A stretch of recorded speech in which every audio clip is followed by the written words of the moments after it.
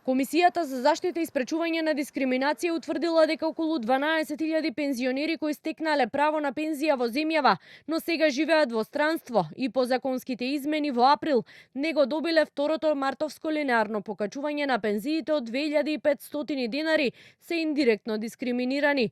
Представки до комисијата поднеле пензионерка која работела во детска градинка во Скопје, нејзиниот сопруг поранешен вработен во МНТ, како и пензионер кој живее во Словенија. Откако во април годинава, собранието изгласа измени на Законот за пензиско осигурување, во кој се вметна одредба дека пензиите се исплаќаат на територијата на државата. Условот пензијата се исплаќа во Република Македонија на прв поглед делува неутрално. Тој не прави експлицитна поделба по државјанство, етничка припадност или слично. Сепак овој критериум де факто ги дели пензионерите според нивното место на живење. Пензионерите кои се преселиле во странство автоматски го губат правото на предвиденото зголемување. Стои во мислењето на комисијата, која им препорача на владата, Министерството за социјална политика и собранието во рок од 180 дена да донесат законски измени.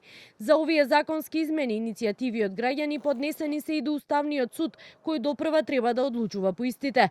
Од владата за Канал 5 велат дека ќе го почекаат исходот од таму пред да одлучат дали ќе има некакви измени. Велат дека при носењето на ваквата одредба в предвид бил земен финансискиот капацитет на системот и избегнување на несоодветни трошоци кои би можеле да го нарушат буџетот на Фондот за пензиско и инвалидско осигурување.